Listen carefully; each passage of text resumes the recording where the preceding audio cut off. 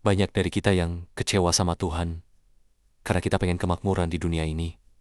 Kita mau kerajaan kita di sini. Tapi, tahu tidak, Yesus tidak pernah memodifikasi Injil supaya laku di pasar. Mengikut Yesus yang asli itu bukan soal mengubah nasib dari nelayan jadi pejabat, tapi soal mempersiapkan diri untuk kerajaan yang kekal. Kalau hari ini hidupmu terasa sulit setelah mengikut Yesus, khotbah ini untuk Anda.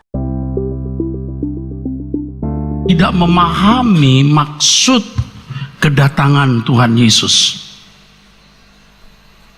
Mereka salah memahami Injil. Kesalahan itu disebabkan karena mereka memiliki konsep Mesias yang salah. Mesias artinya the anointed one, seorang yang diurapi. Pasti kita sudah sangat akrab dengan kata Injil.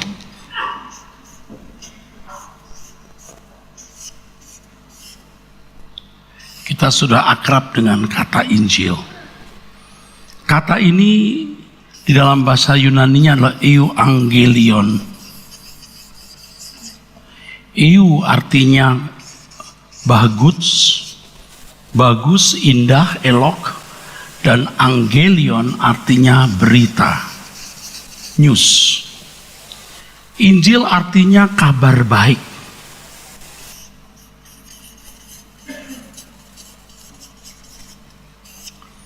Masalahnya, saudaraku, baik di sini, baik menurut siapa, baik yang bagaimana, baik versi siapa. Sebab ketika Tuhan Yesus memberitakan Injil, orang-orang Yahudi termasuk murid-murid Tuhan Yesus tidak memahami maksud kedatangan Tuhan Yesus. Tahun 586, sekitar 600 tahun sebelum Yesus lahir,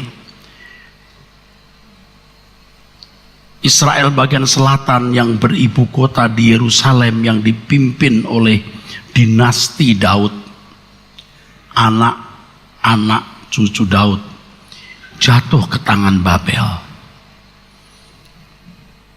Bangsawan-bangsawan dan orang-orang terhormat ditawan ke Babel, menjadi budak dan menjadi pegawai-pegawai dari pemerintahan Babel yang rajanya adalah Nebukadnezar.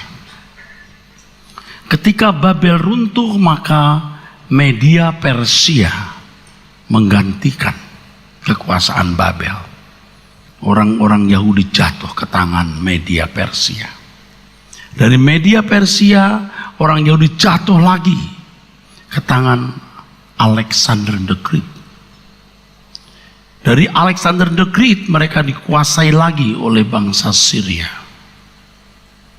Kemudian tahun 160 sebelum Masehi, Roma masuk Palestina dan seluruh Palestina dikuasai oleh Roma. Jadi ketika Yesus datang dan mendemonstrasikan kuasa ajaib, kesembuhan, kebangkitan orang mati, air yang menjadi anggur dan lain-lain, mereka berharap dia menjadi raja. Itulah sebabnya dalam Yohanes pasal 6 orang-orang mau mengangkat Yesus sebagai raja. Raja versi mereka. Karena mereka ingin dibebaskan dari pemerintahan asing. Dan mereka menaruh harapan kepada Mesias yang tampil seperti Daud. Jadi kita bisa mengerti mengapa ketika Yesus masuk kota Yerusalem, mereka berkata Hosana, artinya Oh Lord help us. Diberkatilah dia yang datang dalam nama Tuhan. Seperti Daud yang mengalahkan Goliat dengan mengatakan aku datang dalam nama Tuhan. Mereka membawa pohon palem, daun pohon palem, mengibar-gibarkan seperti Alexander the Great yang menang perang dan dijadikan pahlawan. Murid-murid Yesus pun punya konsep yang sama seperti itu. Jadi tidak heran kalau mereka bertengkar siapa yang paling besar di antara mereka yang nanti akan duduk di dalam pemerintahan Yesus.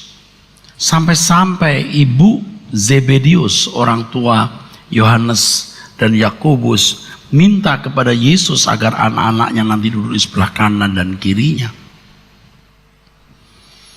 Ketika Yesus bangkit pun murid-murid masih menuntut bila mana Yesus memulihkan kerajaan bagi Israel. Yesus tidak menolak fakta bahwa ada pemerintahan. Tetapi Yesus berkata bahwa mereka harus menjadi saksi dulu sampai ke ujung bumi. Dan pemerintahan yang Yesus maksudkan bukanlah pemerintahan duniawi. Mereka mengharapkan Yesus menjadi Mesias versi mereka, juru selamat versi mereka. Yesus adalah juru selamat dunia, tapi bukan juru selamat duniawi. Kerajaannya bukan dari dunia ini, bukan kejayaan lahiriah dan kemuliaan duniawi. Mereka salah memahami keselamatan yang Tuhan Yesus berikan. Yesus datang membawa pembebasan, bukan pembebasan politik, tapi pembebasan dari dosa. Saudara, ketika Roh Kudus dicurahkan, murid-murid Tuhan Yesus mulai mengerti maksud kedatangan Tuhan. Maka di dalam 1 Petrus pasal 1 ayat 3 kita dapat membaca, Petrus telah memiliki peta berpikir yang benar mengenai Injil. 1 Petrus pasal 1 ayat 3 dan ayat-ayat berikut. Mari kita baca. Terpujilah Allah dan Bapa Tuhan kita Yesus Kristus, yang karena rahmat-Nya yang besar telah melahirkan kita kembali oleh kebangkitan Yesus Kristus dari antara orang mati kepada suatu hidup yang penuh pengharapan, untuk menerima suatu bagian yang tidak dapat binasa, yang tidak dapat cemar, dan yang tidak dapat layu, yang tersimpan di sorga bagi kamu. Petrus sudah mengerti kiblatnya, bukan kerajaan duniawi, ya, bukan kemakmuran duniawi, tetapi kerajaan sorga.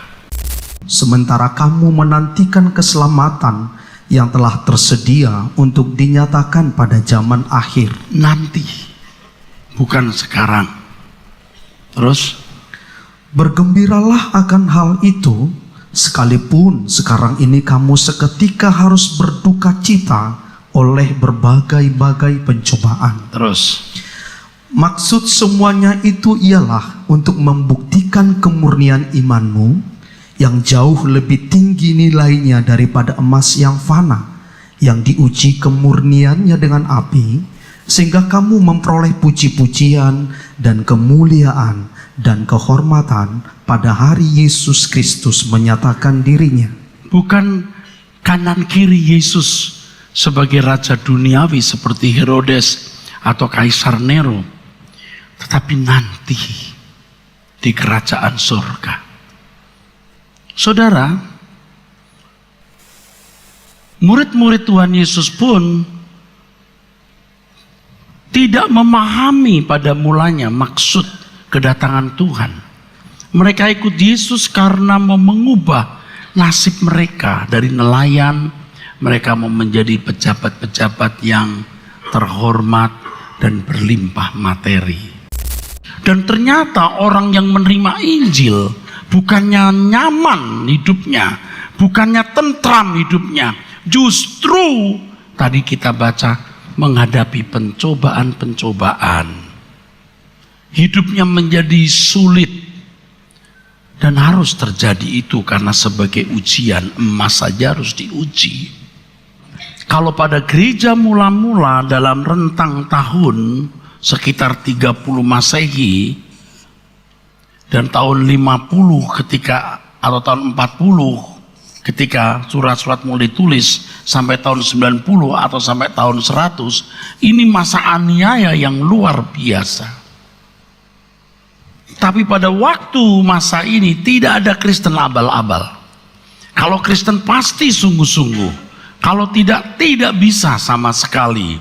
Sebab dengan menjadi orang percaya, mereka harus rela kehilangan harta, keluarga, nyawa, dan kenyamanan hidup.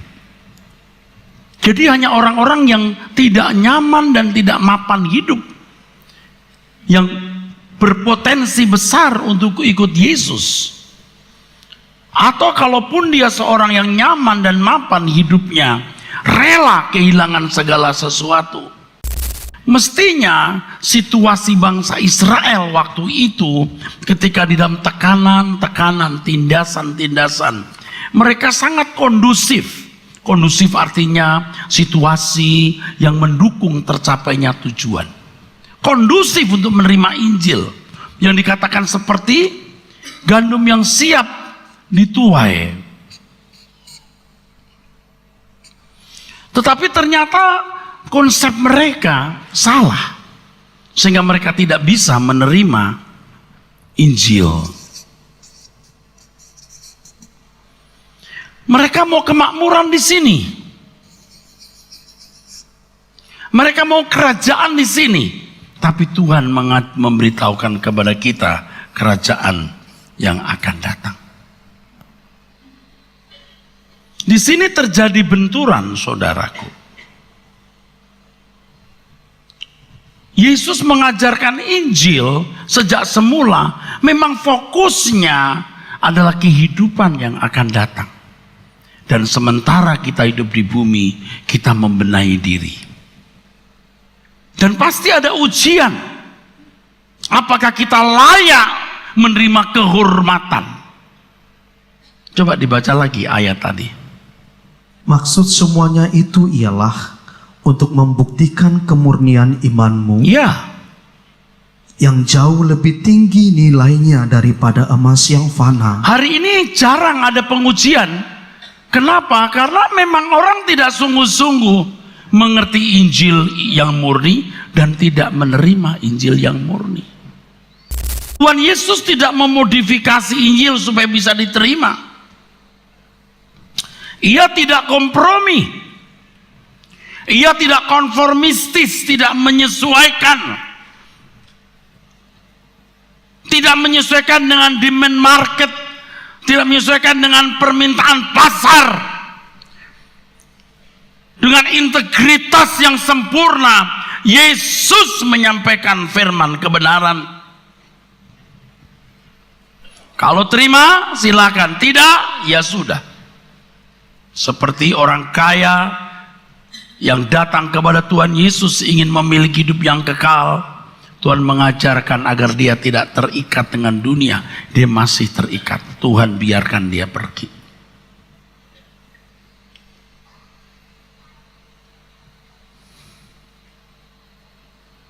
Saudara, hari ini Injil yang saudara dengar rata-rata bukan Injil yang murni. Tuhan mengizinkan penganiayaan yang hebat terjadi pada gereja mula-mula untuk melindungi, memprotek, memelihara Injil yang murni.